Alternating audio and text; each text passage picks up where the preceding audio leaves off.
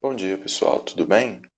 Vamos dar início hoje à aula 2 de consultoria, e hoje a nossa bibliografia de referência, né, é o capítulo 1 do livro de Consultoria Organizacional de Cunha, Conceito, História e Tendências da Consultoria Organizacional, o artigo de Donadoni, né, Difusão de conceitos gerenciais em prensa de negócio e mercado de consultoria nos anos 90, na revista Gestão.org,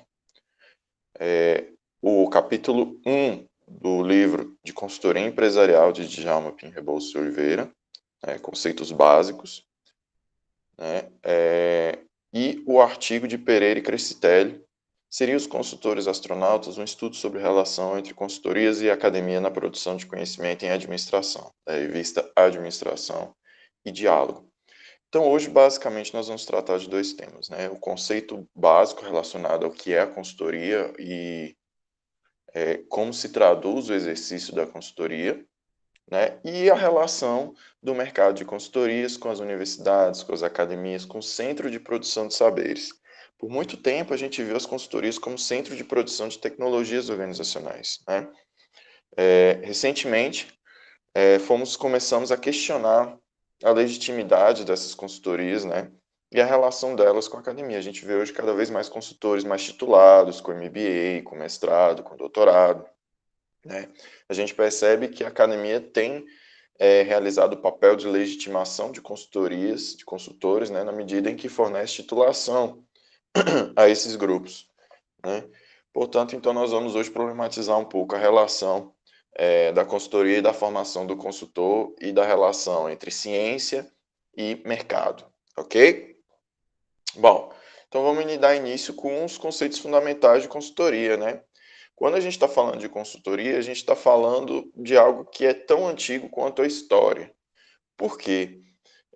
Sempre nós trabalhamos com a ideia de conselho, sempre nós trabalhamos com a ideia de ajuda mútua, né? Quando a gente fala de ajuda mútua, a gente fala da perspectiva e da possibilidade de receber complementações, visões adicionais sobre tudo aquilo, todas as atividades que nós performamos dentro dos ambientes políticos, econômicos, sociais, organizacionais.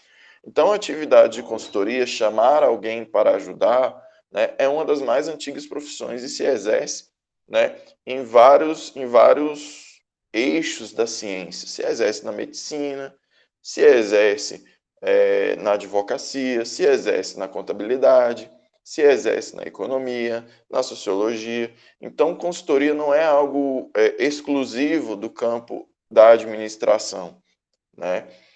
Se exerce no campo das ciências políticas também. Então, os próprios consultores eram conselheiros de monarcas, curandeiros, sábios, né?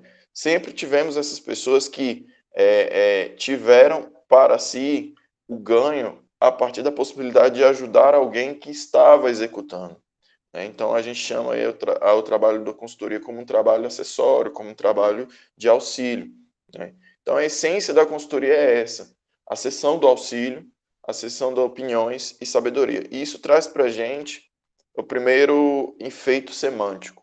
O consultor vem para ajudar. O consultor não vem para transformar. O consultor não vem para revolucionar. O consultor não vem para criar. O consultor vem para ajudar. E por que eu gosto de falar isso? Porque todo consultor tem que ter em mente, desde logo, que ele não é o protagonista da história da consultoria. Se você vê um consultor falando eu crio, eu faço, eu desenvolvo, eu sou capaz, você provavelmente está lidando com alguém que fetichizou a posição de consultor. Porque quem cria, quem faz, quem realiza é o cliente. É o cliente, sempre é o cliente. É aquele que é ajudado. Então, se o consultor está lá para ajudar, quem dá o tom da consultoria, quem dá o tom da mudança, quem dá o tom dos trabalhos, é sempre o cliente. O cliente que indica até onde ele está preparado para ir. O cliente que indica até onde, na história de vida dele, na história da trajetória organizacional, ele indica até que ponto ele quer chegar. O que ele está preparado para fazer, o que ele não está preparado para fazer. A crença que ele está preparado para abraçar e a crença que ele não está preparado para abraçar, né? Então, o consultor ele tem que ter o entendimento de que ele pode trazer uma opinião, ele pode trazer sabedoria, ele pode trazer ferramentas, mas ele não é responsável pela transformação. A transformação é a responsabilidade daquele que busca, né, que busca o auxílio, que busca o conselho. E só isso já traz uma implicação tremenda para o tom que o consultor tem que dar para a consultoria, né? O tom que o consultor traz para a consultoria não é um tom de você tem que fazer isso. A gente vê uma postura muito forte, né, de consultores sendo muito assertivos. Você precisa fazer isso, você tem que fazer isso, né? Se você não fizer isso, o seu resultado não vai ser adequado, não vai se ajustar, né? A gente vê um mercado de muitas certezas dentro da consultoria, quando a gente deveria ter um mercado de muito auxílio, né? Então aqui a gente não está falando de subserviência, a gente está falando do desejo de alteridade, o desejo de ver o outro bem, empatia, se importar, buscar ajudar, buscar trazer conselhos, buscar trazer oportunidades, buscar abrir os olhos, buscar compreender o problema do outro, buscar compreender a dimensão emocional e psicológica do problema do outro, onde a dor está surgindo, né? E a partir do momento que você entende onde a dor está surgindo, aí sim você pode começar um trabalho de buscar auxiliar, né? Por quê? Porque a sua recompensa não é a fetichização de você é o melhor. Enquanto consultor, a sua recompensa não é a fetichização de você chegar e falar eu sou o melhor, eu gero resultado, eu gero impacto para a empresa. Não é isso. A recompensa reside em duas ordens. A primeira, a recompensa financeira e a recompensa emocional. O consultor por vocação, ele está interessado na sensação de utilidade. Eu ajudei aquela empresa, aquela organização, aquele empresário a alcançar a próxima etapa, a chegar no próximo passo, né? Então, a sensação de recompensa, ela tem esse viés psicológico, mas também tem um viés de remuneração em função da utilidade percebida, né? Então, não há nada melhor para um consultor do que receber uma remuneração devida por um auxílio alcançado por algo que de fato foi de ajuda, gerou valor para a organização. Então, eu vejo muitos consultores preocupados com implementação do projeto até as últimas etapas, mas pouco preocupados se aquele projeto, como foi desenhado, de fato ajuda, né, a organização a chegar no seu resultado final, um resultado em que ela consegue avançar 2 casas, que ela consegue subir 2 degraus, né, ou 1 degrau que seja, né. De fato, né, a consultoria organizacional é um trabalho de doação, é um trabalho de você entender que o protagonismo não está em você, é um trabalho de você entender que a história da organização, o desenvolvimento da organização é mais importante.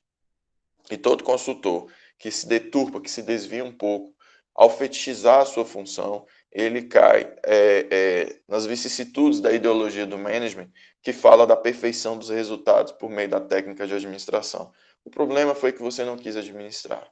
Ele sempre vai falar isso. O problema foi que você não fez do jeito que eu falei que você fazia.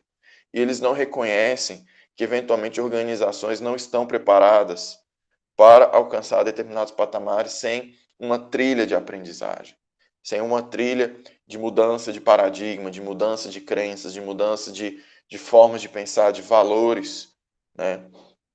Então, a consultoria, ela é uma atividade de meio, ela é um caminho que a gente segue para ajudar ao crescimento, tá? Então, consultorias organizacionais, tem aqui trouxe um conceito para vocês, é o serviço prestado por uma empresa ou por um especialista detentor de conhecimentos e capacidades suficientes para orientar outra organização, privada ou pública, com o propósito de aprimorar processos, desenvolver estratégias e encaminhar soluções a questões de ordens diversas. Tá? Então, o propósito de buscar aprimorar, buscar desenvolver, buscar encaminhar soluções. Não diz aqui implementação. Não diz aqui concepção. Cada organização tem uma trajetória, uma história própria, né? Tem demandas próprias. Uma organização familiar vai ter, por exemplo, as suas relações de poder e as suas relações familiares dentro da organização. O pai e os filhos, né? Então, você não pode se dignar a problematizar, você como consultor, você não tem direito de problematizar a relação de pais e filhos. O que você pode fazer é buscar entender onde você pode ajudá-los dentro daquela relação. A sua intervenção, ela ajuda a modular e a moldar a subjetividade dos agentes envolvidos. Então isso tem que ser feito com muita responsabilidade. Se é algo que você vai trabalhar dentro do caráter de recursos humanos, de liderança e desenvolvimento, alguma formação psicanalítica você tem que ter. Alguma formação em psicologia você tem que ter.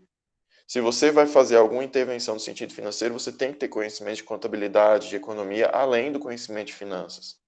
Não é simplesmente conhecer a ferramenta, implementá-la. Você tem que entender o que pode impedir as pessoas de implementar essa ferramenta, a questão do hábito organizacional, a questão das crenças organizacionais, tudo isso entra no bojo da consultoria. Por isso que torna o serviço tão complexo. Você é um agente externo, entrando dentro de um ambiente que tem sua lógica, que tem sua história, e você já vai querer ditar o tom? Então você tem que ter essa autocrítica de entender que você está lá para auxiliar, que você está lá não para entregar um resultado, mas com uma possibilidade de fornecer um meio para que o próprio cliente alcance o seu resultado. Por isso que a gente fala, é uma atividade de meio, não é atividade de fim. Né? O fim, quem vai perseguir é o cliente, não o consultor. Ok? O mercado de consultoria se desenvolveu mais no século passado, no século XX. Né? Ele começa com mais força. Ele começa com mais força a partir da administração científica de Taylor, né, a partir dos anos 1900 até 1980, quando a escola clássica, né, o livro de Taylor, Princípios da Administração Científica, é lançado em 1910, né, junto com Taylor e outros engenheiros, né, a gente percebe que a escola clássica, né, posteriormente Fayol, vai criar os fundamentos básicos da administração profissional, né, principalmente nos Estados Unidos, mas também na Europa, mas principalmente nos Estados Unidos, né? E a partir daí começa o surgimento dessa fase do gerenciamento científico, que persiste até mais ou menos a década de 80, na ideia de tempos e movimentos, de produção, de divisão entre tarefas táticas, operacionais e estratégicas, né, dentro de ferramentas da qualidade em administração e organização do trabalho. Né? Então, toda aquela fase de consultoria de gerenciamento científico, de produção racional, de desenvolvimento dos princípios da administração, isso foi por quase 80 anos, fundamental dentro da teoria das organizações e da abordagem dos consultores. Né? E começou essa fase do gerenciamento científico a ser incorporada, né, a ser acrescida de uma segunda fase que acontece a partir da década de 30 e vai até hoje, que é a fase da organização estratégica. Então, elas são concomitantes. Por mais de 50 anos, elas são concomitantes. A fase de organização estratégica, ela dura até hoje, com o advento do planejamento estratégico, com o advento da gestão e da análise estratégica, quando a gente está falando da necessidade de aumento da competitividade do negócio, que é quando o paradigma do sucesso empresarial ele é substituído pelo paradigma da competitividade, em função da industrialização, claro, do aumento da quantidade de empresas e do aumento da concorrência, né? Principalmente após a Segunda Guerra Mundial, em que a gente vai ter um boom de desenvolvimento empresarial, né, em que a competitividade dos negócios e a necessidade da empresa de melhorar seus meios em função das demandas do ambiente externo começam a se tornar mais determinantes para o sucesso da empresa. Então, a necessidade de um planejamento, a necessidade de uma estratégia bem delimitada, né, acabam sendo primordiais para o alcance dos resultados organizacionais. E esse paradigma ele persiste até os dias de hoje. Ele persiste na medida em que hoje a gente fala de competitividade, a gente fala de business intelligence, né? Que a gente fala hoje da necessidade das empresas de acompanharem os movimentos do mercado, de acompanhar o ambiente externo e principalmente os movimentos da concorrência, né? A próxima fase, ela começa a partir do advento da computação, né, com maior foco na computação, no pós-guerra, né, que é a fase da comunicação e da informação, que é quando hoje a gente está falando da gestão do conhecimento. E a gestão do conhecimento diz respeito, né, a você ter entender a administração de uma forma mais orgânica a partir do controle da informação. Então, aqui a gente está falando da capacidade de coletar informações, da capacidade de transformar essas informações em aprendizado, da capacidade de gerenciar a habilidade dos indivíduos, o conhecimento, as capacidades de absorção de conhecimento das empresas, para a transformação do seu ambiente. Aqui, agora, em dias mais recentes, né, a gente vê o uso de Big Data, a gente vê o uso de informações que você, no seu celular, nesse momento que você está assistindo agora essa aula, ele está coletando informações sobre o tipo de material que você consome, sobre o tipo de conteúdo que você consome, o seu hábito em relação ao consumo de produtos de entretenimento, de produtos de consumo que nas compras que você faz na internet, né, os cookies, né, que os portais você autoriza que eles façam uso dos cookies, né, e às vezes eles já vem com a janelinha, esse site faz uso de cookies, né, e você usa esses cookies para alcançar, você autoriza esses cookies e a empresa ter acesso aos cookies, né, ela já consegue ter uma análise do perfil de quanto tempo você analisou um determinado produto ou ficou namorando com aquele produto, né, para poder direcionar promoções para o seu celular, né. Então hoje a era da comunicação e da informação, elas acabam sendo extremamente importantes, né, quem detém o controle da informação detém o controle da melhor interpretação sobre o ambiente externo e consegue se antecipar, gerando estratégias organizacionais capazes de gerar resultados. Então, hoje a gente tem consultoria nos 3 âmbitos. A gente tem consultoria na escola clássica, consultorias de métodos, de produção, de qualidade. A gente tem consultoria mercadológicas hoje na fase da organização estratégica.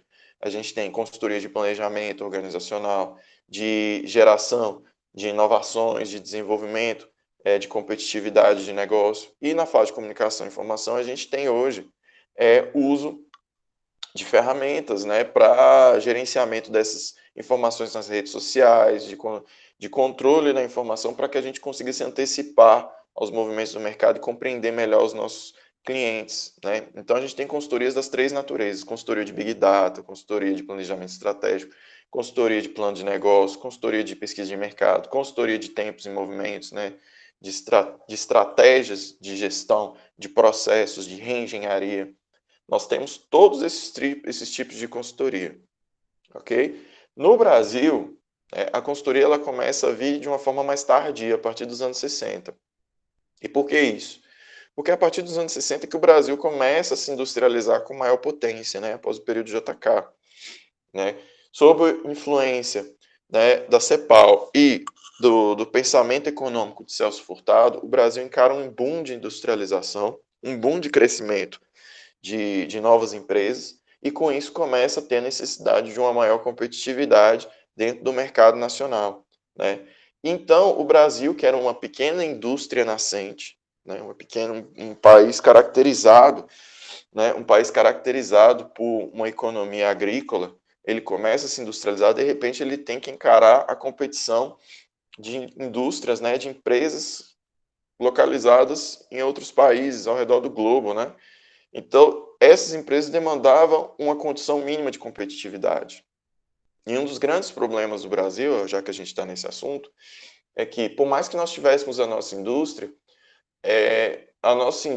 ela tinha algo faltando, que era o conhecimento para o desenvolvimento da inovação, que era mão de obra qualificada, com doutores, pesquisadores internos dentro das empresas, para gerar capacidade de novos conhecimentos, melhoria de processo, ou seja, as empresas elas não desenvolviam com profundidade o caráter científico da gestão e da inovação, de forma a torná-las competitivas com o cenário global. Então a nossa indústria, ela acabou sendo pouco competitiva e nós, enquanto países, acabamos tendo uma suscetibilidade muito forte ao investimento de empresas estrangeiras que colocavam como industrialização aqui só as etapas finais de produção. Então, desenvolvimento de tecnologia, o Brasil ficou atrasado. Desenvolvimento de inovação organizacional, o Brasil ficou atrasado, em função da falta de pessoal qualificado, da falta de conhecimento, da falta de acesso à informação, de acesso a pesquisas. Então, dentro da economia brasileira, nós não temos a tradição de termos empresas que abraçam o paradigma da inovação com muita profundidade, né? A inovação que a gente tem são inovações mais incrementais, são inovações de processo, são inovações de pequenas melhorias, mas a gente tem pouco, por exemplo, a gente tem poucas indústrias de produtos originais. Onde é que está a indústria automobilística brasileira? Marcas brasileiras, né? Onde é que estão as indústrias de telecomunicações, as empresas brasileiras de fazer televisão, de fazer celular, né? Onde estão as empresas brasileiras de fazer, as marcas brasileiras de computação, né? Onde estão as marcas brasileiras de inovação em termos de transporte, em termos de desenvolvimento? O que a gente tem aqui, por exemplo, seria um mercado de aviação, né? A gente tem um mercado de aviação, mas mesmo assim ainda a gente tem uma base industrial que ainda é frágil em relação a quando você compara com os países do norte, né? Então, o grande ponto que a gente já tem dentro de uma cultura brasileira é a cultura da não inovação, a cultura da sustentabilidade, a cultura da empresa que está tentando sobreviver, mas que ela não abraça com profundidade a pesquisa organizacional, ela não abraça com profundidade a geração da inovação, ela não abraça com profundidade a ideia de que ela precisa desenvolver novas ideias, né? Que ela precisa ser competitiva, né? Na busca de ser lucrativa, ela esquece de ser competitiva, né? E aí que entra a consultoria como oportunidade. Aí que entra a consultoria como oportunidade. Por mais que a gente não veja tanto isso. A gente vê consultorias muito pautadas à organização, à mudança de ambiente, de pessoas, mas a gente vê pouco a consultoria voltada para essa mudança paradigmática da necessidade de competir dentro do mercado, né? E a consultoria deveria ser, né, em alguns casos o mercado que vai acompanhar essas inovações, que vai ver as melhores práticas, que vai compreender como as empresas estão ganhando dinheiro, como as empresas estão alcançando resultados positivos, e por meio da consultoria, né, essas empresas elas teriam seus métodos, as suas ideologias, os seus paradigmas, né, os seus posicionamentos, todos recebendo inovações à medida que vão contratando consultorias, porque a consultoria vai permitindo o intercâmbio de informações, o desenvolvimento de novas formas, novas metodologias e novas técnicas, né? Então, por meio de uma consultoria, uma empresa ela pode atualizar seus caminhos, seus métodos, ela pode adquirir novas tecnologias, novos conhecimentos, acompanhar tendências sociais. Hoje, o mercado, por exemplo, de cosméticos, o mercado de alimentos, o mercado de vestuário, ele sofre alterações das mudanças sociais, com o advento agora do aumento do poder de consumo das minorias, né, o aumento do poder político das minorias, a, a pressão que é feita nas redes sociais para que as marcas sigam determinados padrões liberais, né, cada vez mais liberais, liberais no sentido que eu falo de se a pessoa quer ser gay, deixa ela ser gay, né, não tem nenhum problema em ser gay. Se a pessoa é negra, ótimo, não tem nada a ver ser negro ou não ser negra. Então vamos criar sim linhas específicas para negros, vamos trazer inclusão, vamos trazer diversidade, né? Vamos fazer uma campanha de Dia dos Pais, contratando homens trans, né, pais trans. Então tudo isso, essa pressão para que o mercado ele seja mais liberal, né, para que os paradigmas sociais eles sejam mais incorporados hoje na cultura nacional, fazem com que o perfil do consumo mude. Então, consultorias ajudam, né, nesse mercado de diversidade, né, de inclusão, que as empresas se adaptem a essa ideia para que elas consigam continuar gerando resultados, né? Então, quando a gente fala de mercado aqui, não interessa que se quem está comprando é branco, negro, o capitalismo não está interessado se a pessoa é gay. Dinheiro não tem cor, dinheiro não tem sexualidade, dinheiro não tem crença religiosa. Dinheiro é dinheiro dentro da dinâmica capitalista. E as empresas sabem disso. As empresas sabem que elas precisam vender. Então, elas vão dar ao mercado o que o mercado quer. Então, à medida que, dentro de uma dinâmica capitalista, esses grupos de minorias estabelecem pressão, boicote, conseguem estabelecer prejuízos para as empresas, né, elas se adaptam a esse mercado para atender melhor o consumidor. Você dá ao cliente o que o cliente quer. O freguês tem sempre razão, correto?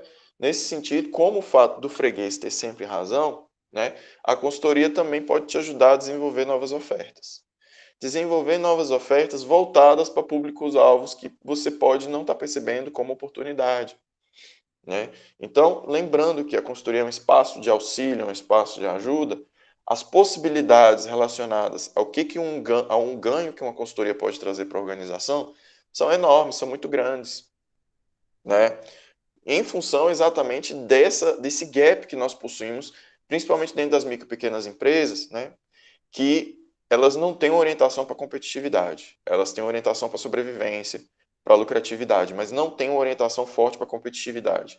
E esse é um dos grandes traços da economia brasileira, tá, gente? Então aí a gente pode falar de uma possibilidade de uma grande oportunidade para a reinvenção do mercado de consultoria para alcançar novos patamares dentro do mercado nacional. Ok? A consultoria, ela vai corresponder exatamente a esse emprego de experiência de um lado e conhecimento. Então aqui a gente tem dois elementos fundamentais. O primeiro é a experiência. O segundo é o conhecimento. Tá bom? A experiência, pessoal, vocês me desculpam aí, é porque tá 11 graus aqui onde eu tô. Tá muito frio. Ok? Então, a experiência, o que vai se constituir a experiência? É a carga de conhecimentos, de tudo aquilo que você passou ao longo da sua trajetória profissional, é tudo aquilo que você viveu, é o conhecimento que você adquiriu, prático, de ordem prática, ao ver a realidade da empresa, ao ver a realidade de várias empresas, né? E o conhecimento é aquela sua formação que você tem de saberes obtidos através do estudo, através da aprendizagem, né? Então, experiência e conhecimento são dois conceitos relacionados à dinâmica de aprendizagem, é o que você aprendeu, ok? É o que você aprendeu. A experiência num campo mais prático e o conhecimento num campo mais teórico, num campo mais voltado à formação do sujeito, ok? Então, quando você está falando de valor agregado em termos de consultoria, você está falando de duas dimensões, o quanto você sabe, né? E o quanto você já fez. Mas eu gosto de dizer que, acima de tudo, um bom consultor é aquele que sabe fazer. Não é exatamente aquele que já fez, porque ele pode ter feito de maneira errada. E não é aquele que estudou muito, né, que sabe muito, porque ele pode também, de alguma forma, ele pode simplesmente não interpretar de forma adequada, não saber aplicar diretamente, de forma direta, né, de forma diretamente mesmo, o conhecimento de uma forma adequada. Eu gosto da ideia do saber fazer. Então, se você trabalha numa organização como consultor, né, e busca fazer uma pesquisa de mercado, a grande questão é, você sabe fazer? Você sabe quais são os métodos? Você sabe quais são as particularidades de cada método? Você sabe quais são os possíveis percalços que você vai correr, sabe como neutralizá-los? Você sabe quanto tempo você vai precisar? Você sabe quais são as dificuldades que você vai encarar? Você sabe quais são os limites do conhecimento que você vai gerar com a sua pesquisa de mercado? Você sabe como analisar e daí extrair informações interessantes? Você sabe, conhece estatística com profundidade para conseguir demonstrar relações interessantes, né? Demonstrar relações interessantes que os dados te dão? Você sabe montar o seu questionário? Você sabe fazer uso das escalas? Então, tudo isso demanda conhecimentos muito profundos de pesquisa de marketing, de metodologia, de estatística, né? Além da experiência de saber que algum problema pode acontecer, de interpretação, você sabe que você tem que fazer o pré-teste, né? Então, acaba que são etapas muito científicas na realidade, você fazer essa pesquisa, mas ao mesmo tempo tem uma aplicação muito gerencial, né? Então, experiência e conhecimento, saber fazer, já ter feito, né? Conhecer, né? São fundamentais e é isso que vai agregar valor, né, no momento da aplicação da oferta de um serviço, né? No âmbito empresarial, toda a consultoria serve para que o agente, o cliente, né, a gente está falando do cliente, o cliente tenha condição de receber a informação gerada, de receber o relatório das ações realizadas, e o cliente tem que ter o clique. O cliente tem que ter aquela catarse. Eu preciso ser daquela forma. Mas não é você que causa isso. Você estimula isso. Você pode até tentar induzir isso, mas não é você que causa isso, né? Você estimula o cliente a partir da sua capacidade de negociação, da sua capacidade de desenvolvimento da consultoria, né? Porque você dá um suporte, você auxilia ele a tomar a decisão sobre mudar ou não.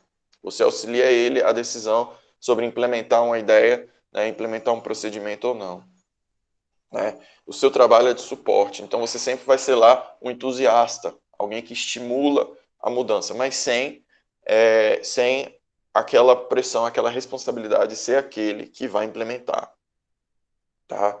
Então a consultoria ela vai auxiliar com paradigmas, perspectivas, informações, conhecimento, muito diálogo, né? Treinamentos, né? Aulas, implementação de rotinas, acompanhamento do dia a dia, né?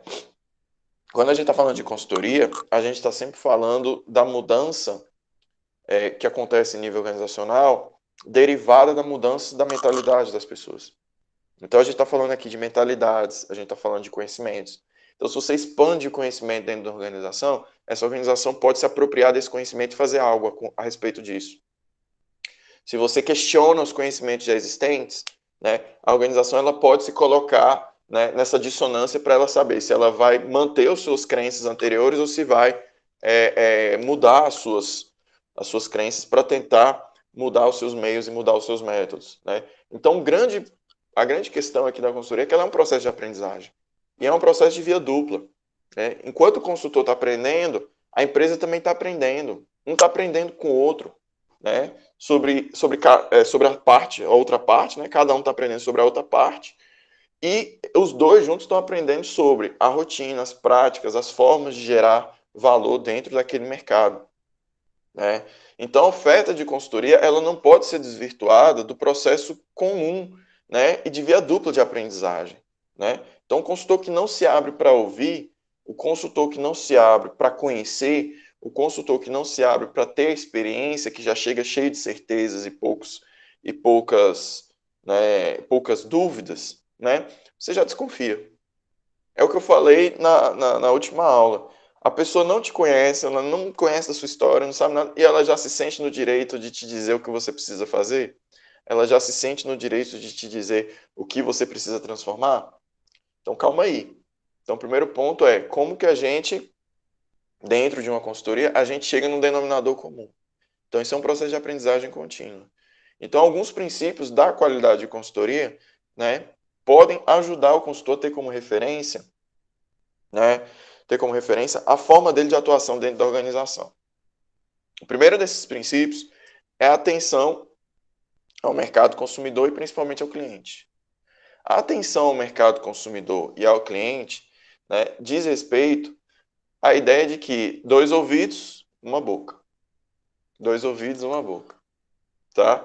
Então você sempre está buscando aprender muito com o seu cliente e com o mercado, né? Mais do que você tentar chegar cheio de certezas, por mais que o mercado de management ele pede que você com 2 anos de formado já seja o maior dos especialistas, né? Senão você não consegue vender, né? O esperado é que o mercado do consumidor ele tenha a sua atenção integral. E ao ter a sua atenção integral, né, você vai conseguir desenvolver uma carga de conhecimentos e saberes sobre as práticas, sobre as crenças, sobre a forma como eles pensam. Então é sempre buscar ouvir mais do que falar, para que quando você for falar, você fale algo de útil. Se você fala sem ouvir, você pode estar falando muita coisa que simplesmente não tem valor nenhum para a organização, tá? O segundo princípio da qualidade, desenvolvimento e gestão de pessoal. Você está lá para desenvolver pessoas. Quem implementa as mudanças são as pessoas, tá? Não é você. Não é o seu software. Não é a sua técnica. Não é a sua ferramentinha que você tem na sua pasta de ferramentas, né? O que gera mudanças são as pessoas. Então você tem que convencê-las. Você tem que formá-las. Você tem que ensiná-las. Você tem que desenvolvê-las. Tá? Não adianta você falar, vamos aplicar técnicas de planejamento, sem você explicar para a pessoa por quê. Sem você explicar para a pessoa qual é a utilidade daquilo. Sem você ensiná-la. Sem você testar esse conhecimento. Sem você treiná-la. Sem você habituá-la com aquela linguagem. Habituá-la com aquela forma de pensar. Com aquela forma de aplicar a metodologia. Para que só então, ela entendendo por que ela vai fazer aquilo, ela comece, por conta própria, a dar importância para a implementação daquela prática. Então, a boa consultoria, ela transforma pessoas, tá? Ela transforma pessoas. O terceiro princípio é você planejar as atividades, né? Porque a consultoria ela não pode ficar totalmente perdida ao revel. Ela não pode ficar completamente perdida ao revel.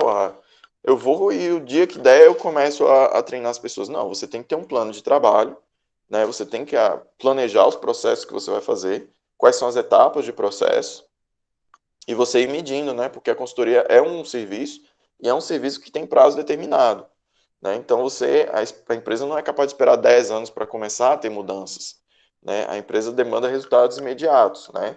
O mercado demanda resultados imediatos. Então, você tem que ter um planejamento de um período razoável. Aqui a gente não está falando nem de um período muito curto, nem de um período muito longo, mas de um período razoável, para que você comece a mensurar já os resultados que você busca, né, em relação ao que você está buscando implementar dentro da organização, né? O quarto princípio é o auxílio efetivo para alcançar objetivos. Então, olha de novo, 2 ouvidos, uma boca, né? 2 ouvidos, uma boca. Qual é a forma que você pode ajudar o seu cliente a alcançar o objetivo que ele quer? Quem dá o objetivo da organização é o cliente, é o empresário. Não é você, consultor. Né? A sua empresa pode ganhar mais, a sua empresa pode se desenvolver mais, a sua empresa pode fazer isso, pode crescer, pode criar delivery, pode não criar delivery. Ora, quem dá os objetivos é o empresário. Quem dá os objetivos é o gestor. Quem dá os objetivos não é o consultor. Né? Então, quando a gente está falando de auxílio efetivo para alcançar os objetivos, é que a gente sempre age de maneira orientada para auxiliar a empresa a alcançar os objetivos que ela mesma coloca para si. Ok? Muitas vezes, algumas empresas maiores, né, médias e grandes empresas, elas fazem um planejamento estratégico e já tem um conjunto delimitado de objetivos. E aí, quando ela não consegue alcançar esses objetivos, ela contrata consultores para auxiliar nesse processo de alcance dos objetivos. E aí, o trabalho do consultor é entender o planejamento estratégico, é entender a cultura organizacional, é compreender as necessidades da empresa e só então identificar quais são as ações possíveis para alcançar aqueles objetivos. Não importa se o objetivo está certo ou está errado diante da dinâmica do mercado. Quem dá o tom é o cliente, é o que o cliente está preparado para fazer. Tá bom? Quinto princípio, fornecimento de informações para decisão. Né? Então, a consultoria ela sempre tem que ser aberta. Ser aberta relacionada a quais são as informações que o consultor descobriu, quais são as aprendizagens que ele obteve. Os relatórios de consultoria eles têm que vir muito adequados para que o cliente consiga entender exatamente o racional do consultor, né? E isso é importante porque garante um canal de comunicação e uma abertura que permite com que o cliente cresça junto com o consultor, tá? Que o cliente cresça junto com o consultor. Além disso, a gente tem efetivação das lideranças, né? E execução e avaliação de todas as atividades. Quando a gente está falando de execução e avaliação, diz respeito exatamente àquele planejamento dos processos que a gente fez. Você tem que executar todos dentro da melhor técnica, tá? Então você tem que buscar a melhor técnica e avaliar se os resultados estão sendo efetivos ou não, para ver se precisa de planos alternativos ou não para você alcançar seu resultado. Então você sempre está monitorando o projeto. Consultorias são projetos, portanto, todos os princípios aplicáveis à gestão de projetos, gestão de portfólio, gestão de tempo, gestão de recursos, são aplicáveis a consultorias, né? Então, aqui a gente está falando, né, de uma execução e de uma avaliação programada de resultados. Não adianta só você implementar ações e deixar o cliente se virar. Você precisa também avaliar, você precisa verificar se houve acréscimo de valor, se houve de fato uma transformação, essa transformação foi positiva para a empresa. Né? Você tem que acrescentar ao seu discurso, né, como consultor, a sua avaliação de qual valor que foi ganho com aquela consultoria. E é normal que algumas consultorias, por exemplo, o cliente perceba aquela consultoria, receba aquela aula, receba aquele treinamento e no final, legal, não acrescentou em nada. Né? Então, isso aí é importante, essa avaliação, entender o que foi bom e o que precisa melhorar. Tá?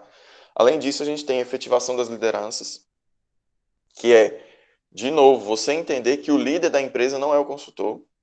Né? Ou seja, você tem que estar lá sempre respaldando a liderança da empresa, sempre de forma inquestionável, enaltecendo que o líder da empresa é de fato aquele que ocupa as posições de poder, né?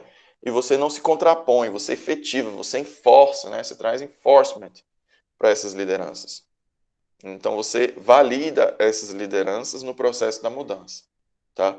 Você pode ter as suas divergências com a liderança, mas você não pode esquecer que a liderança daquela empresa é o cliente, tá? Não é você. E aí você se relaciona com elementos estratégicos, né? A consultoria ela tem que potencializar recursos da organização, ela tem que potencializar capacidades, ela tem que potencializar a gestão da organização, ela tem que potencializar aquilo que vai tornar a empresa mais competitiva. E aqui eu repito para vocês, né? O consultor, ele tem que trazer caráter de inovação, ele tem que trazer caráter de melhoria pensando na competitividade estratégica. Então, elementos estratégicos vão ser tudo aquilo que vai aumentar a capacidade de competição dessa empresa e capacidade da empresa de atender melhor o seu mercado consumidor. Ok? Quais são momentos ou janelas que abrem espaço para consultorias, né? Que demandam consultorias, que necessitam de consultorias?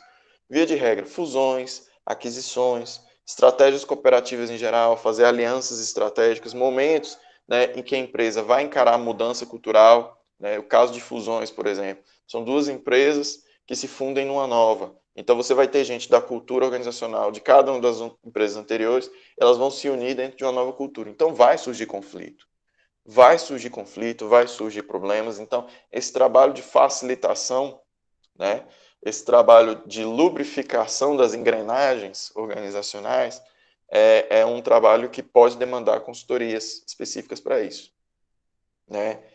Além disso, a necessidade da inovação tecnológica, de processos, né, inovações incrementais, pequenas mudanças, né, inovações de aquisição de novas tecnologias, de novos sistemas de informação, tudo isso vão demandar consultorias também. Desenvolvimento de novos produtos, e aqui a gente pode estar falando de estratégias mercadológicas mesmo, de pesquisa de mercado, de desenvolvimento de produto, né, de testes conjuntos aos consumidores, né, desenvolvimento de laboratório de novos sabores, novas cores, novos designs, novas embalagens, tudo isso relacionado à dinâmica de marketing, né, ou engenharia de produtos mesmo, né. Transformação na cultura organizacional, se você busca transformação, por exemplo, para um ambiente mais de cultura da qualidade, né? Uma organização que busca se ajustar mais aos princípios do just in time, né? Do jeito Toyota de ser, né? Com qualidade total, né? Então, por exemplo, nessa transformação da cultura organizacional, você demanda consultorias para que você vá formando as subjetividades das pessoas, ensinando o que é, ensinando como que pensa, ensinando a importância, né? Então, transformações na cultura, desenvolvimento de lideranças, né? Pessoas que são líderes muito transacionais, em vez de transformacionais. Aqui é um conceito dos recursos humanos. Os líderes transacionais são aqueles chefes que têm maior capacidade de mandar, aquela maior capacidade de cobrar, aquela maior capacidade de rigidez, mas que não conseguem inspirar pessoas. Já líderes transformacionais, aqueles que conseguem a adesão subjetiva das pessoas, que conseguem se importar e transformar de fato a vida das pessoas, né? Ou, agora já trazendo para a gestão estratégica, você tem líderes que são visionários, mas não são estratégicos, né? Ou líderes excessivamente gerenciais que demandam ser um pouquinho mais visionários, né? Então, mudanças comportamentais na liderança, né, são fundamentais para o desenvolvimento, né, de melhorias em relação à forma como a organização é guiada.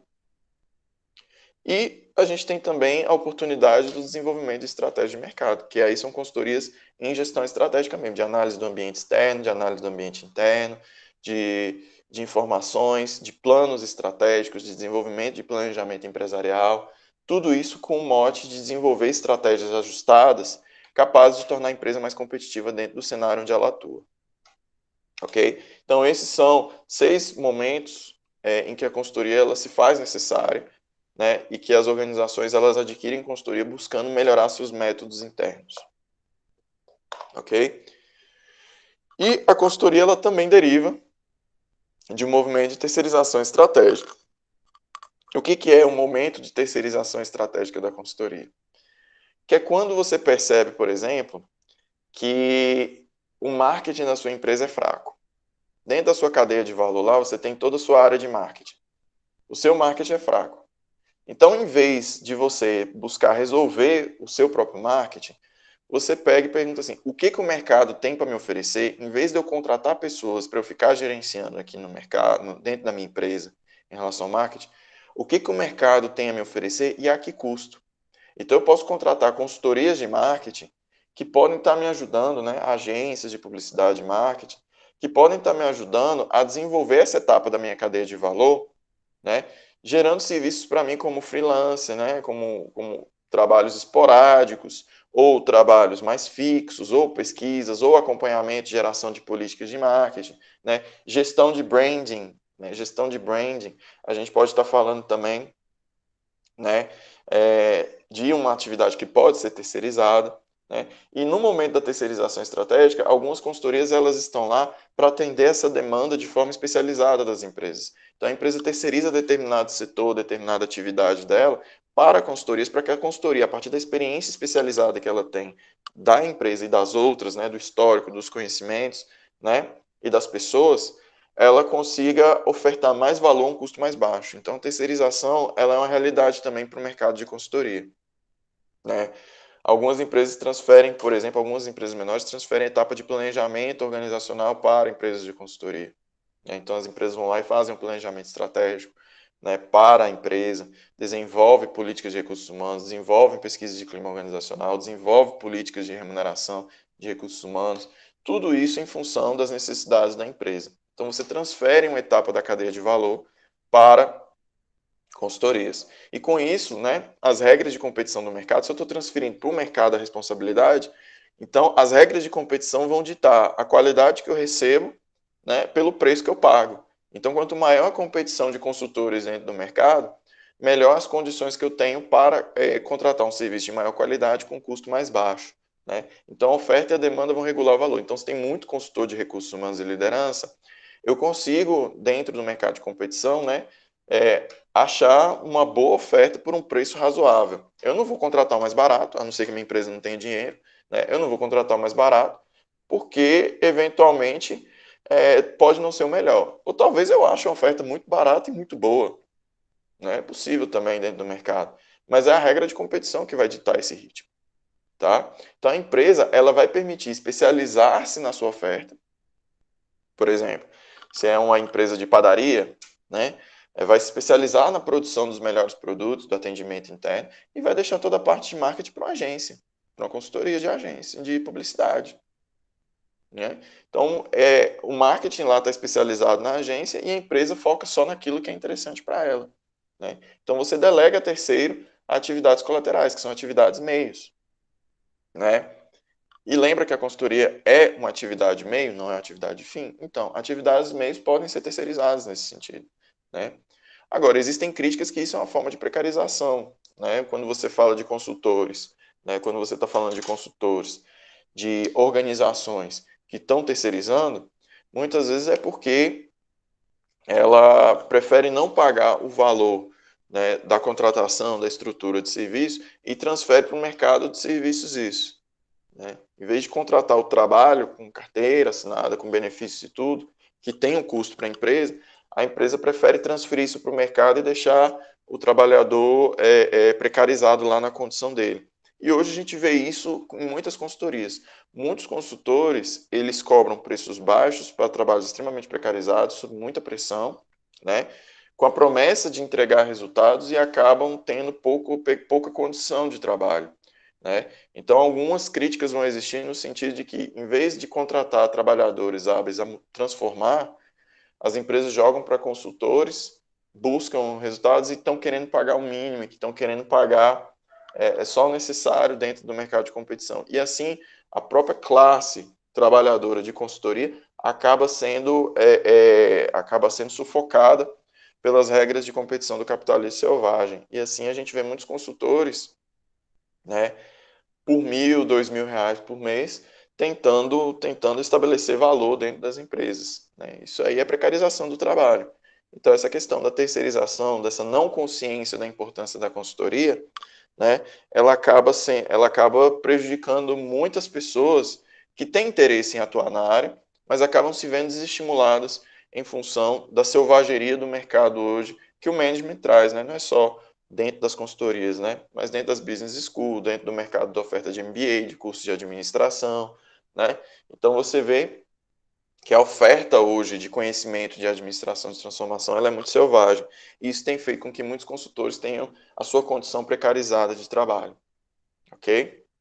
Então a terceirização estratégica para a organização, ela apresenta vantagens, né? Mas ela também apresenta efeitos colaterais, principalmente relacionados ao efeito do trabalho desses prestadores de serviços e freelancers que fazem trabalhos de consultoria. Ok? Bom, e qual é a relação da consultoria com a academia? Ok? A administração enquanto ciência, né, muitos consultores hoje se veem titulados com a capacidade de dizer que são aqueles que geram conhecimento em administração. A gente vê isso muito, os gurus, né, da administração, que não fizeram mestrado, não fizeram doutorado, mas têm experiência de mercado, têm experiência prática, eles se sentem habilitados a dizer o que o mercado é e o que o mercado não é. Então a gente vê muita gente que não é titulada, que não é cientista, que não busca, que não tem um nível profundo de estudo, né, mas que tem um conhecimento prático, se autoafirmarem como administradores mais hábeis, né, se autoafirmarem como detentores legítimos de conhecimento de administração, né? E isso deriva de um conhecimento histórico, porque a administração enquanto ciência, ela é construída a partir da experiência, ela é construída a partir do empírico, do factual, né? Então, quando a gente vai analisar uma teoria do marketing, é uma teoria que ela é derivada de práticas. Ela é uma teoria que ela é derivada de experiências que foram tocadas nas empresas, e essas experiências deram certo. E depois, seguindo um determinado padrão, né, em que a gente vai analisando estatisticamente as ocorrências, a gente generaliza essas ocorrências, gerando assim as teorias que a gente vai utilizar como paradigma dentro do marketing, né? Então, é uma ciência que deriva dos fatos, que deriva de casos, né? Que deriva de experiências, né? Então, é por isso que a gente pode dizer que a administração é ciência prática. Por isso, então, que dá essa sensação de que alguém que tem muita experiência tem muito conhecimento, porque na realidade ele viu muitas situações, né? E ele entende que essas situações, pelo fato de ele conseguir enxergar os padrões das situações que ele viveu, né? Ele consegue predizer como vai ser nas organizações por analogia. E é uma lógica relativamente válida. Só que não significa que a sua experiência ela é sempre generalizável. A ciência, por si só, ela tem procedimentos mais rigorosos, ela tem metodologia, ela tem uma série de quesitos que precisam ser atendidos, né, dentro de lógicas de estudos, para que elas alcancem um resultado satisfatório, né, de prescrição sobre os fatos da ciência social, da economia e da administração, né? Por isso que a gente pode dizer que ela é uma ciência frágil, a administração é uma ciência frágil porque ela o tempo todo está passando por mudanças de interpretação, ela está passando por mudanças relacionadas à adoção de novas práticas, de novos modelos, de modismos, de pessoas que inventaram agora novas técnicas ou rearranjaram técnicas existentes, né? Mas quando a gente vai observar a essência da ciência da administração, a administração dificilmente ela é feita por administradores. Os pesquisadores de administração, os clássicos, eles não eram administradores, eles eram engenheiros, eles eram sociólogos, eles eram psicólogos, né? Então a administração é uma somatória de várias ciências, né? E por que eu gosto de trazer isso? Porque quando a gente está falando de gestão de pessoas, a gente não está falando só das técnicas de teorias da motivação. A gente estuda as teorias da motivação de Maslow, de Hesby, de Vroom, mas a gente não estuda sobre motivação na dimensão da psicanálise. A gente não estuda a psicologia, a gente não estuda a sociologia, a motivação da sociologia do trabalho, né?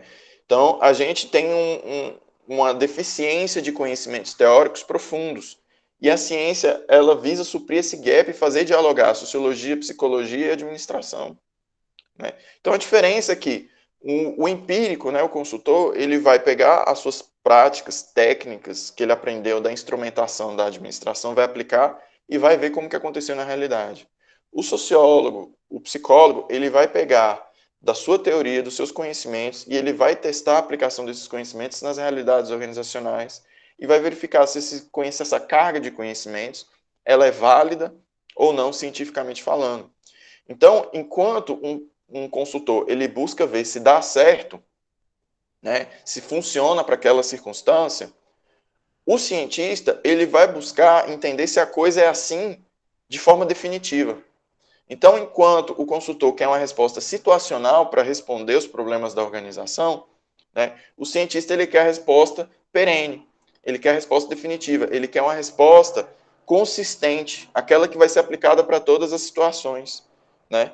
Então, vão ter tempos diferentes, tanto a consultoria quanto a academia vão ter tempos diferentes, por mais que eles tratam da mesma forma, né, da mesma questão, né, da capacidade de gerenciar organizações, né, a ciência demora mais. A consultoria precisa ter uma resposta rápida, né? A consultoria precisa ter uma resposta ajustada para a necessidade da organização, então o tempo é o da organização, e a ciência tem um tempo próprio para a gente maturar uma resposta definitiva, né? Que na hora que vá para os livros, na hora que vá para os manuais, né? Seja uma resposta consistente, seja uma resposta que faça valor.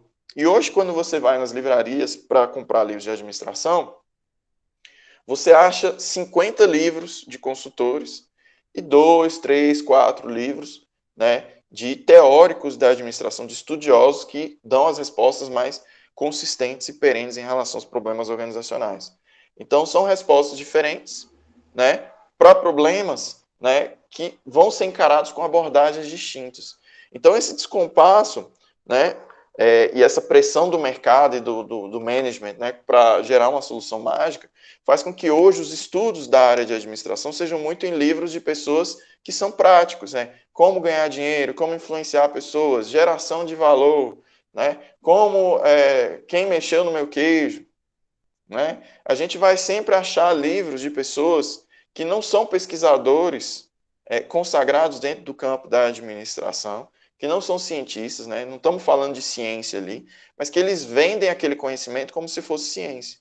Eles vendem aquele conhecimento como se fosse o conhecimento mais confiável que você pode ter em relação à administração, né?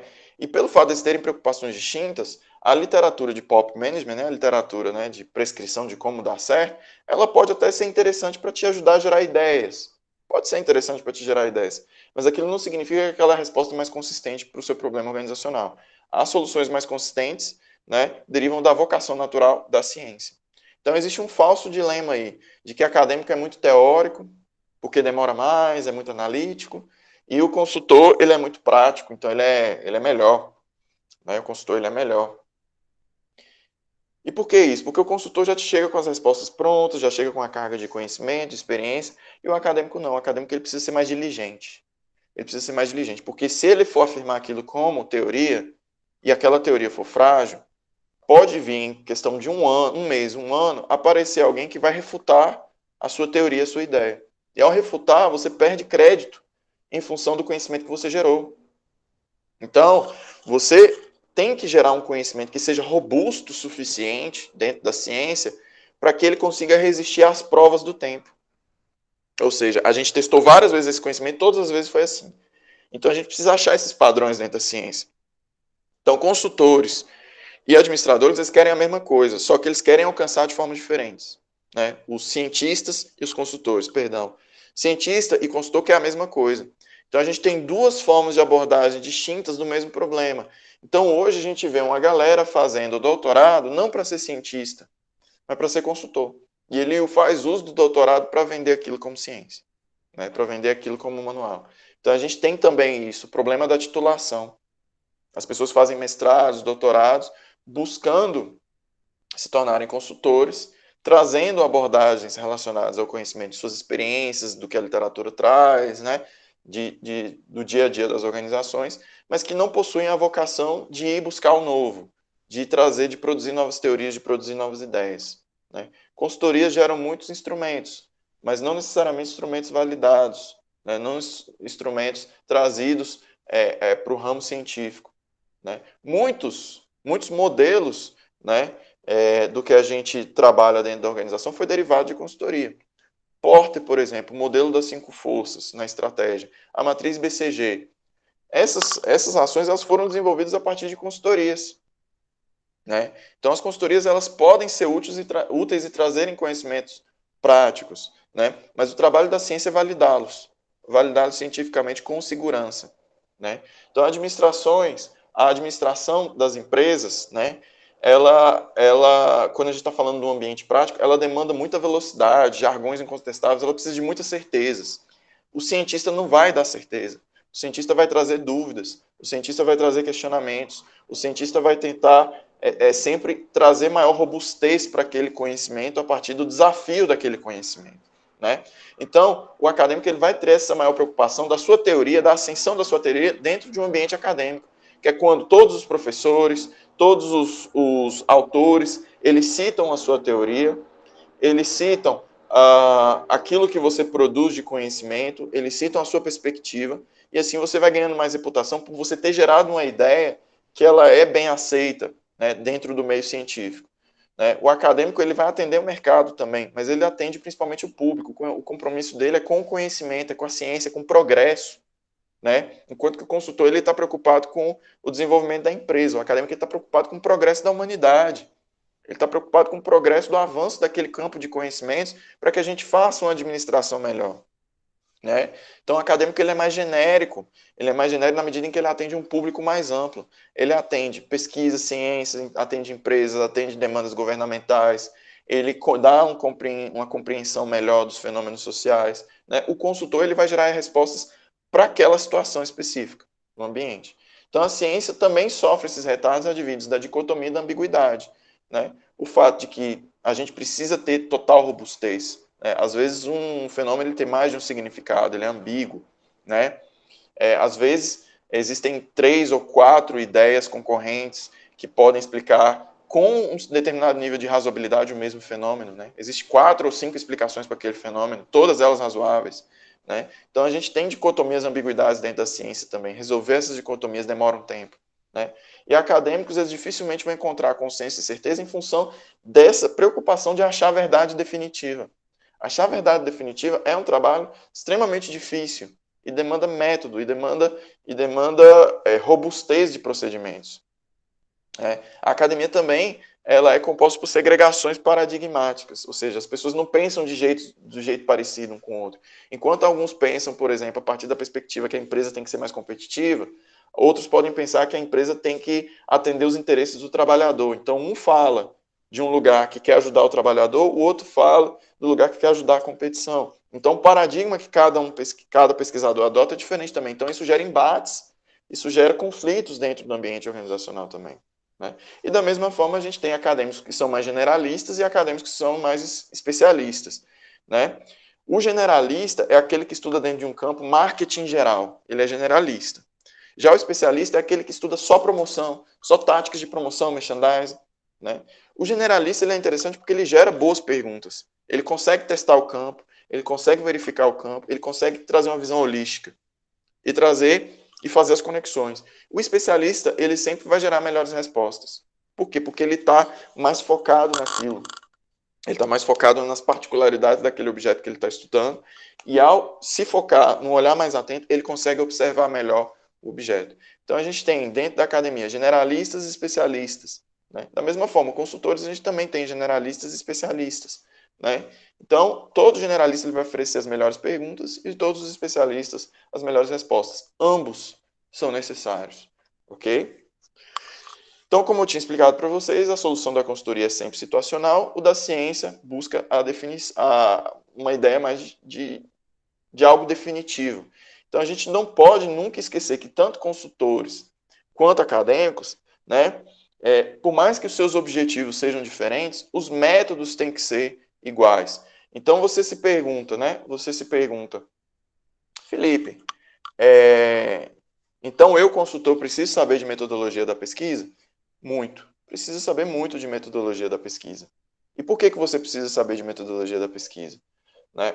Porque ao longo do seu trabalho, por mais que ele seja um trabalho técnico, ele precisa ser ajustado aos métodos, para que você traga assim, uma validade, uma confiabilidade das suas análises. Uma confiabilidade em relação às suas análises qualitativas, uma confiabilidade em relação às suas análises quantitativas, uma confiabilidade em relação aos seus registros do que você fez, né, de que você seguiu a técnica, né, e a técnica vai te trazer esse caráter de profissionalização, né, o caráter de profissionalização. O seu trabalho tem uma cientificidade, por mais que não seja um trabalho teórico ou um trabalho acadêmico, ele demanda uma cientificidade, uma técnica, para que ele seja válido dentro do ambiente profissional. Né? Então, toda solução ela tem que partir de um problema. Né? Então, a gente faz isso na ciência. Para a gente desenvolver um estudo, a gente parte de um problema de pesquisa.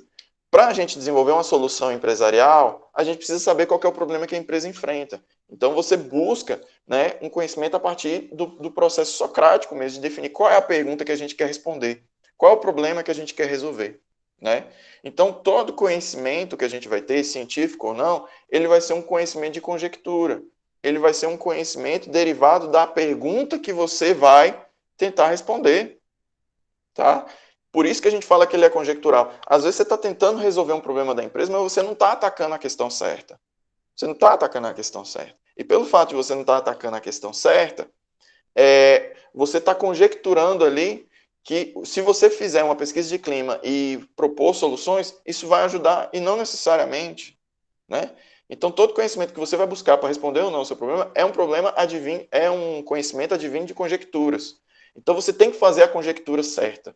Você tem que fazer a pergunta certa. Eu estou respondendo a pergunta certa? Eu estou respondendo o problema certo?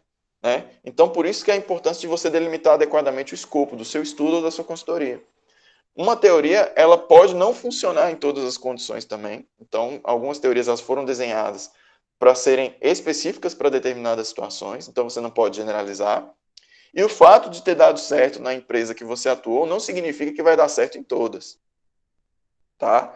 Da mesma forma, correlações estatísticas também não necessariamente são a resposta para tudo, e sempre deve ser possível você tentar testar essa ideia, né, que você gerou, para ver se você consegue falseá-la, né, para você testar o que você está gerando, você testar os resultados que você está buscando, e vendo se você está mais ou menos no caminho certo ou não. Então, tanto o trabalho de consultoria quanto um trabalho de ciência são trabalhos complexos e técnicos ao mesmo tempo, né? Tem suas particularidades, né? Buscam se diferenciar no mercado, mas eles são muito mais parecidos do que parecem, né? Então, hoje existe essa indústria de teoria da administração, livros e mais livros aí de pessoas que visam trazer sua experiência e tentam universalizar essa experiência como se fosse o suprassumo da administração. Então, hoje o que a gente mais tem é a gente tentando vender teorias, tá, da administração. E hoje o que mais tem também, o que mais temos são gurus da administração. A gente tem acadêmicos, que são gurus, né, pesquisadores respeitados no seu campo, pesquisadores que existem dentro do seu campo, gurus de consultoria, aquelas pessoas que são famosas em função das consultorias para as multinacionais, para as empresas, né? Gerentes heróis, né, que são aquelas pessoas que são os grandes executivos, né? Algum feito extraordinário, né? Grandes executivos de grandes multinacionais, conhecidos, né? Todos esses três aí, elementos, essas pessoas que são pautadas por carreiras de sucesso, eles acabam se tornando gurus, ou seja, aquelas pessoas que são legitimadas a dizer o que é a administração, né? E a gente precisa ter um senso crítico de entender que todo conhecimento ele é conjectural. Não importa que aquela pessoa está falando para você o que é. Não busque respostas prontas, né? Aí citando aí Darcy Ribeiro, né? Darcy Ribeiro e também o Paulo Freire, né? Você não deve acreditar em todas as respostas que são dadas a você. Você deve construir as suas próprias respostas. Pense, use a cabeça, construa do zero, né? Construa seu próprio conhecimento. Pense. Pensar é de graça. Pensar ajuda, né? Então, tudo bem você comprar livros e mais livros de administração, mas você entender que aqueles livros podem ser só inspiração, não significa que aquilo é verdade, né? Tudo bem você assistir palestras e mais palestras e contratar consultorias, mas você precisa, a partir dessas palestras, enquanto cliente, né, enquanto aquele que consome a consultoria, entender que aquilo não necessariamente é verdade para todos os casos. É você saber que todo conhecimento tem limite, né? E você construir as suas próprias teorias, construir os seus próprios ideais, construir seus próprios métodos, metodologia, né? Você construir a sua própria convicção sobre como gerenciar é fundamental para o nosso mercado, porque a gente não tem um mercado de certezas. Se a administração fosse capaz de dizer como toda empresa pode ter sucesso, não tinha nenhuma empresa falindo.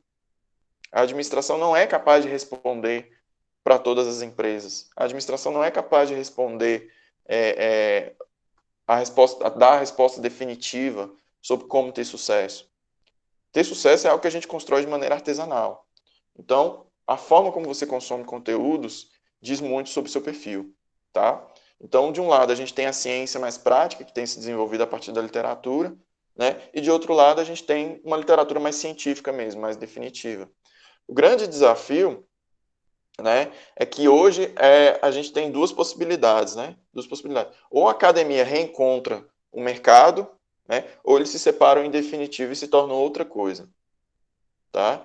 E o que a gente vê é que hoje, com o advento das business schools, e com o desenvolvimento, né, de pesquisa, de consultoria, de titulação, a gente tem visto essa fusão entre academia e mercado de consultoria. Então, hoje, consultores, eles estão buscando mestrado, eles estão buscando doutorado, eles estão buscando se validar na academia, né, dar aula, por exemplo, para se sentirem legitimados a serem consultores, né? Então, existem hoje os acadêmicos que são práticos e existem os acadêmicos que são cientistas, né?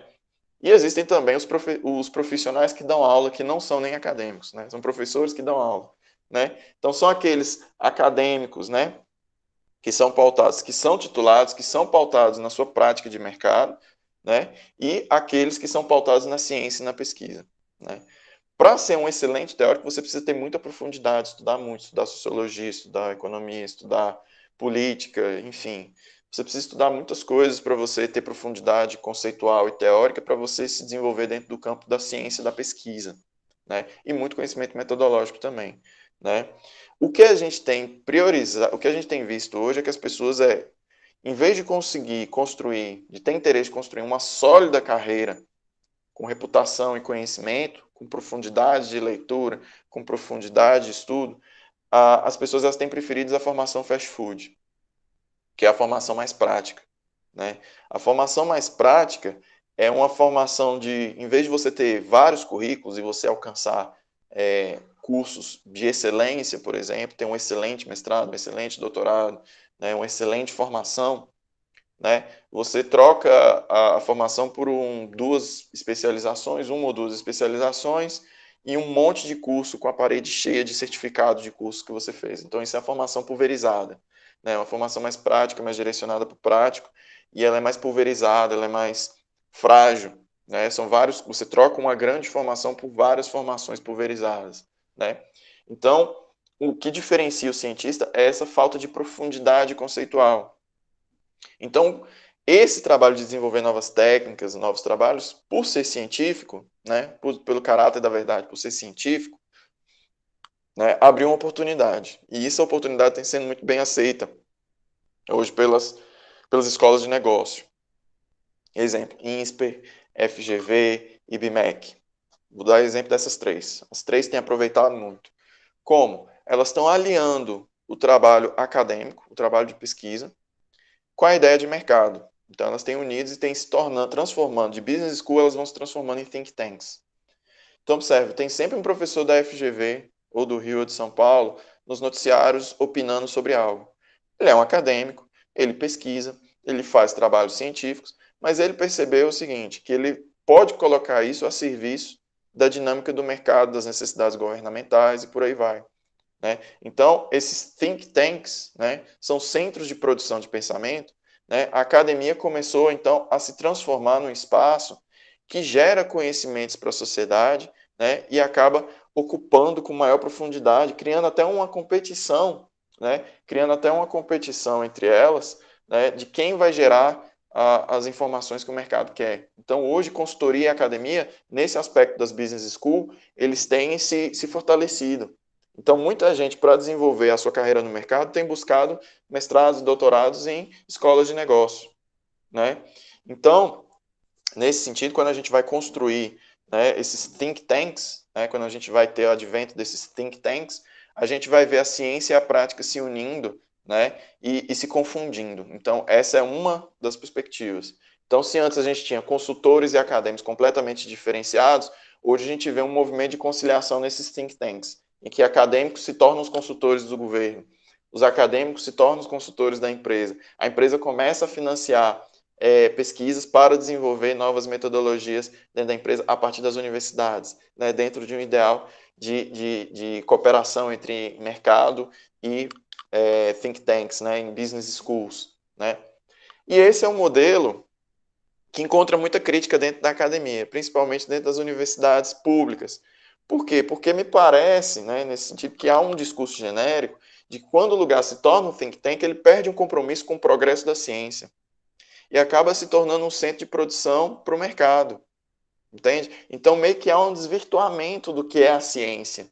Então, algumas instituições elas buscam manter e preservar a vocação da ciência, Gerar conhecimento, tudo bem, patentear esse conhecimento, vende esse conhecimento depois para o mercado, mas que o importante é gerar o conhecimento para o progresso da humanidade, não para gerar valor para o mercado. Né? Então a gente vê, por um lado, que as business schools têm avançado nessa ideia de gerar valor para o mercado, enquanto que algumas universidades federais, muito criticadas pelo atual governo em função disso, né, elas preferem preservar o senso de progresso da ciência por si só. E aí, me posicionando a respeito do assunto como um professor de universidade pública, né, por mais que tenha espaço para os dois, né, tem espaço para cooperação e tem espaço para ciência nas universidades, e as universidades fazem os dois, tá, gente? Não se enganem, não. Elas fazem os dois, ela faz acordo com o mercado, faz parceria com o mercado, mas o mais importante é a vocação é de fato a ciência, porque a ciência ela não tem o interesse do capital envolvido, ela tem interesse no progresso, ela tem interesse no avanço do conhecimento do ser humano. Aqui a gente está preocupado com o avanço, com o progresso das pessoas. Né? Então, a academia ela surgiu com essa vocação. Então, o mais importante é gerar ciência. Né? Então, o crescente uso desse conhecimento agora científico, agora ele tende a ser uma tendência futura, né, das consultorias, né, conforme os consultores vão se titulando agora. Hoje, ter pós-graduação parece ser muito pouco. Né? Hoje o pessoal já está buscando mestrado, alguns já estão buscando doutorado. Né? Parece que virou muito pouco agora para alguém ter só o bacharelado. Bacharelado agora virou uma coisa ordinária, banal. Né? Então, assim, só ter bacharelado não adianta. O pessoal vai lá, então, e complementa o bacharelado com associações, a Sociedade Brasileira de Coaching, membro permanente da Sociedade Brasileira de Consultoria, por aí vai. Né? Então, a pessoa faz especializações, pega certificações internacionais, né? E vai constituindo o seu título, os seus títulos pulverizados. Então, em vez de ter um conhecimento robusto, graduação, mestrado, doutorado, pós-doutorado, desenvolvimentos, né, de vários trabalhos técnicos e científicos, a pessoa vai lá, faz a graduação, a especialização e vai se enchendo de certificações. E ao se encher de certificações, ela vai criando um mural de títulos dela. Né? Então, isso aí são duas formas de abordagem diferentes, né? Claro que você pode escolher qual que é a sua, qual que te interessa, né? Mas ambas são válidas também. Mas aqui a gente tem a problematização do porquê que você quer. Né? Para que você quer? Qual dessas opções te atende melhor? Né? Então, com emprego, um mundo com menos empregos formais em tecnologia, agora as pessoas estão buscando mais e mais conhecimentos. Então, esses think tanks estão se tornando hoje uma potência na geração de pensamentos dentro do mercado de consultoria, da administração. Então, a gente sempre vê alguém do IBMEC, alguém do INSPER ou alguém da FGV sendo consultado pelo mercado. Por quê? Porque é os lugares onde houve a junção, né, dos desejos do mercado, da sociedade prática, com um certo interesse acadêmico. Então, são vocações distintas. Né? Hoje, quando a gente está falando de ciência, a gente está falando de uma divisão um pouco mais bem delimitada do que é o mercado de consultoria. E isso eu estou falando para vocês porque as coisas estão se confundindo, tá? Hoje, as coisas estão se confundindo. Um professor doutor, por exemplo, cientista, ele pode ser visto como um consultor, mas ele pode não ser um bom consultor. Um excelente consultor, ele pode não ser um bom... pode ser bom professor também, mas pode não ser um bom pesquisador. Né? Então, cada um tem suas vocações e tem seus interesses. Você, enquanto futuro profissional, você tem que saber qual que é a sua. Né? Qual que é a sua? Onde é que eu quero estar? O que eu quero fazer? Ok? Então, quais são as potenciais tendências entre academia e mercado? Né? Bom, primeiro, que fique claro que tem tempos diferentes. Né? Tanto a academia quanto o mercado, eles têm tempos diferentes. A academia quer algo perene. O mercado quer algo para já. E essa busca de excelência rápida do mercado, ela ainda vai continuar encontrando resistência na academia. Né? A consultoria também, por outro lado, não pode esquecer que ela é um processo de aprendizagem. Então, a aprendizagem ela tem um caráter científico também. Né? Então, a gente tem duas interpretações que eu tinha comentado para vocês. A primeira é que, no caso, os pesquisadores, os cientistas, vão aderir à lógica de think tanks, e as nossas faculdades, universidades de administração vão se tornar think tanks, ou seja, o professor, ele, na realidade, vai se tornar um metaconsultor. Então, o professor, além de estar em sala de aula, ele tem que estar dentro de uma empresa, ele tem que estar prestando consultoria, tem que estar fazendo pesquisa aplicada, ele tem que estar sempre fazendo isso, né? E vai se tornar metaconsultor, ou seja, o ideal do profissional perfeito, que conquistou o conhecimento, que conquistou o mercado e que conquistou a ciência e conquistou a capacidade de ensinar. É um nível de exigência, né? Em que tira o cientista de sua vocação originária, que é desenvolver conhecimento, para jogar em vários outros campos, né, tornando essa ideia do meta-consultor. Então, em vez de chamar de professor, daqui a um tempo está chamando de meta-consultor, né? Ou, no segundo caso, a gente vai ter, de fato, dois mercados paralelos e especializados. O mercado da prática e o mercado da ciência. Né? E o mercado da ciência vai se tornar, né, vai se tornar a base de consulta fundamental. Então, aqui a gente tem o mercado da prática, que vai ter essas academias paralelas, né? Academias paralelas que vão ser esses institutos, né, paralelos de conhecimento, um exemplo, Instituto Mises, né, Instituto Mises, que são lugares que estão fora da formação formal, não são universidades, não são faculdades, né, são institutos de formação paralela, né, que vão surgir com outras vocações, né, com a ideia da prática, com a ideia do mercado, com a ideia de difusão de certas ideologias, né, e de outro lado, a ciência formal por meio da academia mesmo, né.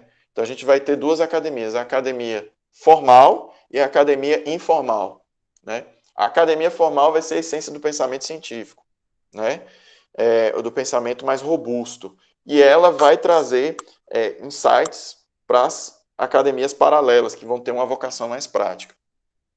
Hoje, existe uma guerra muito forte,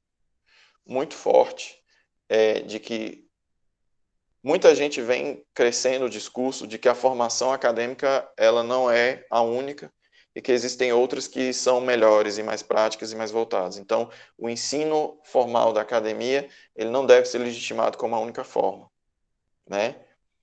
Bom, e isso na realidade tem pautado inclusive muito negacionismo, tem pautado inclusive movimentos como antivacina, como o próprio terraplanismo, né? São essas academias, essas instituições paralelas que vão fomentando pensamentos divergentes da ciência, né? Então, o que eu entendo a respeito disso? Como pesquisador, eu entendo que você ir contra o fluxo natural da ciência, né, é você ir contra a inteligência da espécie humana. Por quê? Porque a ciência, por si só, ela tem dois fatores. O primeiro é descobrir a verdade e o segundo é testar a verdade. Então, se você está fazendo um trabalho para buscar refutar uma verdade, existem métodos científicos para você tentar refutar a verdade. Né? Então, você está dentro da ciência. Se você está buscando a verdade, você está dentro da ciência. Né? Então, você falar que a ciência, que a academia são inaptos, né? São inaptos para desenvolver conhecimento, é você negar, é você rejeitar o princípio de que a função da ciência por si só é nos tornar mais conhecedores das leis do universo, de como acontece o mundo. E existe o esforço de muita gente. A ciência não se desenvolve com uma, duas pessoas só. Ela se desenvolve com o esforço coletivo de gerações e gerações de pesquisadores e cientistas que, um após o outro, vão ajudando a refinar o conhecimento que a gente tem. Então, é um esforço coletivo da espécie. Aqui nós estamos falando da inteligência da espécie humana. Então, você negar a ciência me parece um contraprodutivo para o que a gente está buscando em termos de conhecimento mesmo, sobre conhecimento de estudos organizacionais, de gestão e de administração. Né? Então, o que a gente tem percebido é uma supremacia do segundo cenário, principalmente no ambiente polarizado onde a gente está hoje, né? Das pessoas tentando desvalorizar o conhecimento da academia e valorizar o conhecimento de institutos liberais ou de associações que buscam desenvolver formas paralelas de pensar. O desafio e o convite são que a gente consiga unir a pluralidade de espaços todos dentro da academia. Que a gente tenha, por exemplo, dentro da academia, espaços para think tanks também, mas que a gente não perca a vocação principal, que é a formação do conhecimento. Que a gente tenha a possibilidade de, se o professor quiser, se os profissionais quiserem, eles se tornem metaconsultores, mas que a gente também tenha professores por vocação cientistas. Que a gente tenha a carreira do cientista que não quer ser professor, entendeu? E o mercado, acima de tudo, que ele não fique desamparado pela academia. Que uma vez que o consultor esteja inserido dentro do mercado, né, que a formação seja contínua, seja continuada, que ele continue estudando, que ele continue se desenvolvendo. Né? Então, a relação entre mercado e consultoria, né, é uma relação pautada pela necessidade de desenvolvimento de tecnologias, de inovação. E o que a gente vê hoje são pequenas farpas e rusgas, né, entre esses dois segmentos que poderiam estar mais voltados para uma conciliação. né? Então, o que eu busco trazer para vocês quando eu trago esse discurso? É que a gente busque entender como atividade conciliadora, né? Que o consultor ele demanda ciência, sim, né? E que o acadêmico também precisa levar em consideração a experiência prática, os trabalhos técnicos, o que está sendo desenvolvido, né? Para que o ambiente do saber da academia seja cada vez mais plural. Tá? Então, o desafio e o convite são que nós nos voltemos para a academia como um espaço onde a gente constrói a inteligência humana da espécie em termos de negócios. Tá? O que a gente vê hoje é o consultor que se desvincula totalmente da academia, se desvincula totalmente, abandona a academia, para de estudar, vai estudar apenas pela prática, por literaturas exóticas, por experiências de outras pessoas, e se sente legitimado a dizer o que é a administração. Isso traz a implicação para a gente de ser um pouquinho mais cético sobre o que a gente consome de literatura de administração nos dias atuais, tá bom? É ter um pouco mais de cuidado da necessidade de você pensar, da necessidade de você gerar suas próprias respostas, em vez de você só consumir respostas prontas e dadas pelo ambiente de mercado e pelo ambiente de consultoria. Tá? Então, eu vou encerrando aqui, são essas as minhas considerações. Eu vou abrir agora para dúvidas e debates, tá? E aí eu vou começar a responder algumas perguntas que eventualmente surjam sobre o tema que a gente trabalhou hoje, tá bom? Obrigado.